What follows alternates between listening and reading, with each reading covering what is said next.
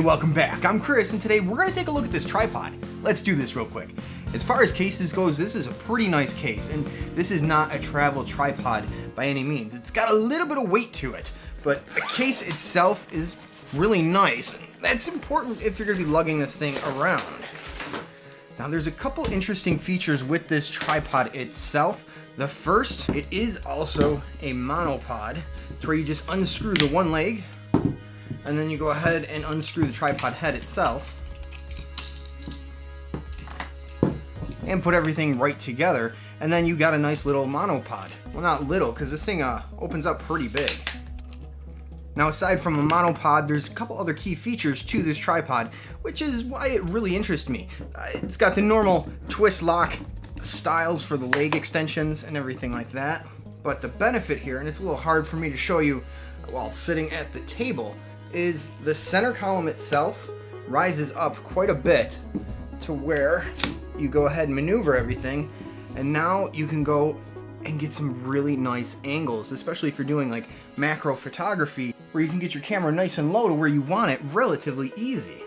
And I know this isn't a fluid head tripod, but whatever system they have going on in here, it feels really nice. So doing panning shots, I think it's definitely doable with this tripod. Tilting's a little bit different. You can't really, I haven't figured out a way to do a nice tilt with this tripod just because it doesn't really operate in that sense. But panning shots, yeah, you could definitely do this.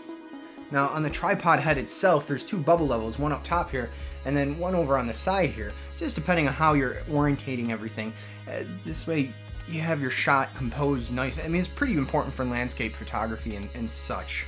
Anytime you're using your tripod in a configuration like this, I would suggest, I mean, maybe not when it's this low, but if it's up higher, clipping on your camera bag or some sort of sandbag, something to weigh it down so that it doesn't get, you know, really heavy on the one side, and orientate the legs if you can in such a way to where there's an outstretched leg close to where the camera is versus not.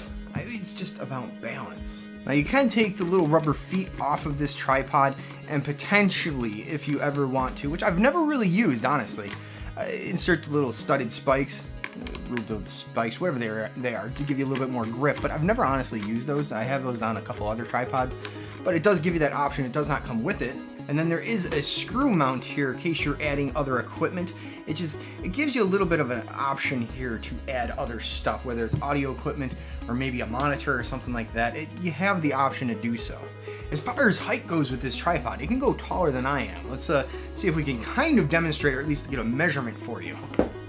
Alright, just so you get an idea, this thing's pretty tall. I'm around 5'8", maybe 5'9" or so after my back surgery, but this thing is taller than me.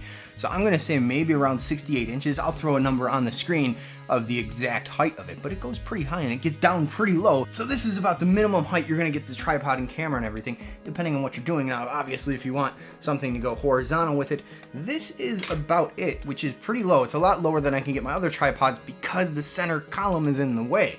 So I'm pretty happy with this thing. Now, you could do one more thing. You could go ahead and just kind of invert this a little bit, depending on how big your camera is, or rather how small your camera is. And now that's really the minimum distance. I mean, aside from setting my camera on the ground itself, I couldn't get it any lower if I wanted to. So I'm very interested to see how this is going to work out for me. I think I'm going to enjoy it, considering I'm diving into macro photography just a little bit more. So all in all, this is a pretty solid aluminum tripod. There's not too many plastic parts. I mean, like the knobs and stuff like that are plastic, but everything else is pretty much aluminum or some form of metal here. So I'm pretty impressed with this tripod. And the quick release plate of the tripod itself is an Arca Swiss style, and it is compatible with my other tripods that use the same style. So I was happy for that. I mean, that was one of the things I was looking for, that everything's compatible, so I'm not switching base plates all the time. I can just plop my camera on and we're good to go. One more thing I'm going to be using this tripod for, being able to get that arm horizontal is going to allow me to do overhead shots just a little bit easier, being as I'm mainly confined to the square footage of my table, and before I have to have the legs spread out so far they were just on the edge. But now it's gonna be a quicker setup. It's gonna be easier to do, and well, I love doing those overhead shots. Anyways, definitely rambling too much, so I will see you on the next one.